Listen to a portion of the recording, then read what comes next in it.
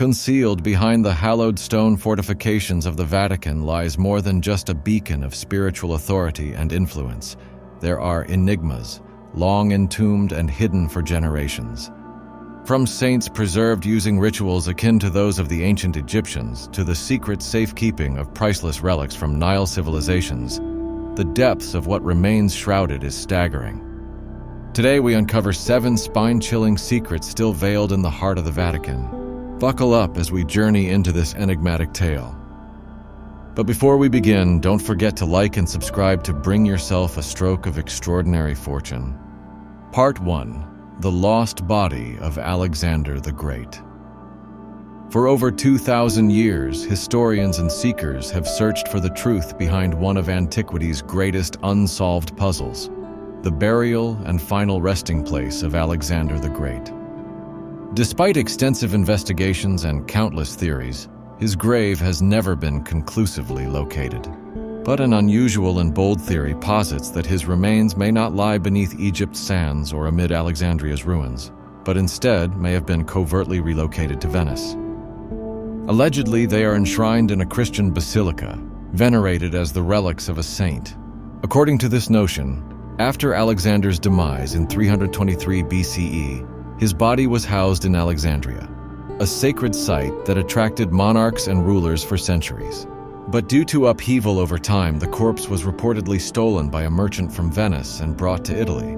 There, under mistaken identity, it was proclaimed as the body of Saint Mark and entombed in the Grand Basilica di San Marco. Historians find it difficult to accept that Alexander's remains could simply vanish from record, especially when past leaders like Julius Caesar and Augustus are known to have visited his tomb. Yet within mere generations, all traces disappeared, almost as though they were purposefully erased. If the figure in St. Mark's Basilica is indeed Alexander, the implications go far beyond confusion. This would be a monumental historical deception. For centuries, worshippers may have unknowingly offered devotion not to a Christian evangelist, but to a legendary conqueror who once ignited the world with ambition. Part 2. The Horus Hypothesis. Religious narratives have long shaped human civilization and ethics, yet sometimes eerie similarities among them challenge our assumptions. One particularly provocative theory suggests that the story of Jesus Christ may echo an older legend, the tale of the Egyptian god Horus. Symbolists and researchers claim that Horus, worshipped millennia before Christianity, lived a mythic life mirroring Jesus's in striking ways. He was reportedly born of a virgin named Merit, a name akin to Mary. His earthly guardian was Seb, also the name of an Egyptian deity. His birth took place in a cave, heralded by an angel, a celestial star, and visited by shepherds. As an adult, he was baptized in a river by a figure who was later executed. Horus had 12 followers, healed the sick, banished evil spirits, and even restored the dead to life. Eventually, he was betrayed, crucified, laid in a tomb for 3 days, and resurrected. The parallels are difficult to ignore. This has prompted some modern thinkers to ask, are these coincidences or deliberate reinterpretations of older myths for newer audiences? Mainstream academia, and the church in particular, dismiss this theory, citing contradictions in ancient Egyptian texts, including that Horus had 4 disciples and no baptism. Still, the similarities are enough to spark renewed debate about how spiritual narratives evolve over time, and how ancient symbols often find new form. Part 3. The Vanished Library of Alexandria. In a luminous era of ancient culture, nestled within Alexandria's marble avenues, once stood what many consider the most extraordinary storehouse of human wisdom, the Library of Alexandria. Founded during the 3rd century BCE under the Ptolemaic dynasty, this institution attracted scholars from all corners of the ancient world, from India to Persia, Greece to Babylon. Housing over 400,000 scrolls, the library was a sanctuary of knowledge across disciplines: science, medicine, art, philosophy, and poetry. Yet today, it has all but disappeared. Some believe it burned during Julius Caesar's siege of Egypt in 48 BCE, when flames from his ship spread into the city. Others point fingers at religious zealots who viewed its contents as dangerous. A third possibility suggests its demise was slow and deliberate, orchestrated by those seeking to monopolize knowledge. Among various theories, One particularly intriguing account suggests that precious volumes, including manuscripts on ancient medicine, cosmology, and maps of unknown lands, were secretly salvaged and transported to Europe.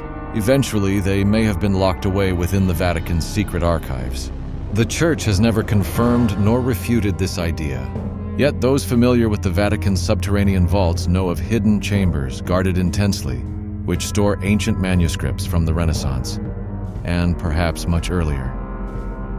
Part 4. Pope Gregory's Egyptian Collection. In 1839, during a time when Europe was captivated by Egypt's ancient past, Pope Gregory XVI unveiled an unusual museum, the Gregorian Egyptian Museum, discreetly located within the Vatican's sacred corridors.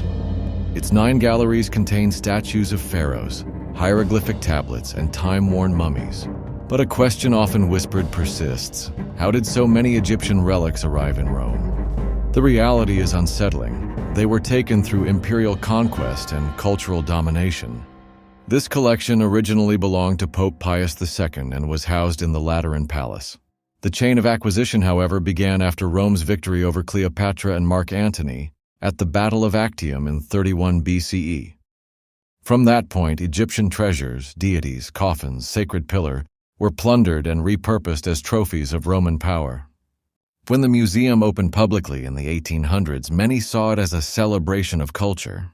But the truth beneath the polished display is one of appropriation, where sacred objects were removed under the guise of preservation. Today, Egyptians still petition for their return, while these relics remain on display in the heart of Vatican City, quiet testaments to an era of conquest masked as cultural admiration. Part 5. Jesus' Forbidden Teachings. Amidst the wind-blown sands of Egypt, hidden within a pile of refuse that contained tax receipts and scraps of forgotten texts, archaeologists stumbled upon a remarkable manuscript. Written in ancient Greek, its words separated by guiding dots, it appeared almost childlike, but its content was nothing of the sort. This was a fragment of the first Apocalypse of James, a banned text dismissed by the Church as heretical. It forms part of what some scholars believe to be Jesus' suppressed teachings, ideas never included in official scripture or acknowledged in churches. Why was it censored? Because it presented a radical theology. In this vision, the world was not crafted by a benevolent God, but by a false creator, a malevolent force that imprisoned souls in material form. It was a cosmology that stood in direct opposition to orthodox belief. Because of this, the manuscript was buried, forbidden, and its philosophy silenced for centuries. Part 6. The Vatican's Counterfeit Mummies. In one of the Vatican's quieter exhibit rooms rest 2 preserved figures under glass, once believed to be authentic Egyptian mummies. For centuries, it was accepted that these were the remains of ancient people. But new forensic research from the Smithsonian has upended that narrative. DNA analysis revealed these individuals lived not in ancient Egypt, but during Europe's medieval era, approximately 500 years ago. Their presence raises a disturbing question: who created these forgeries and why?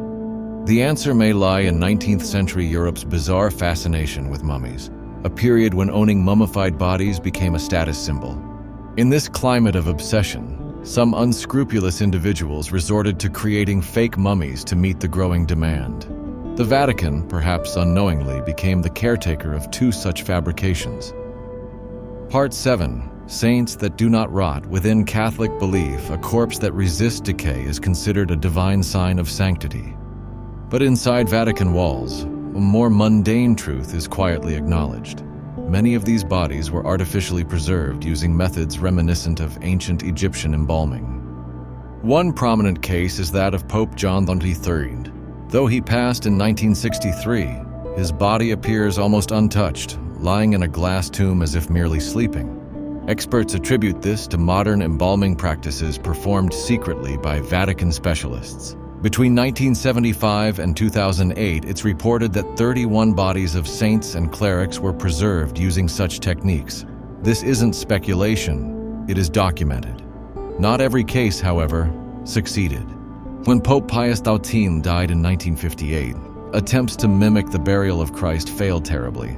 His body, sealed in linen, decayed rapidly. An odor filled the room, and even his nose reportedly fell off. Despite such setbacks, the Vatican continues to promote the idea of incorruptibility, be it miraculous or manufactured. Some see it as reverent tradition. Others wonder if creating the illusion of a miracle compromises the faith it's meant to inspire. If this exploration of hidden history stirred something in you, we'd love to hear your reflections below. And if you're ready for more untold stories and deep dives into the unknown, be sure to subscribe and hit that bell icon. Until next time.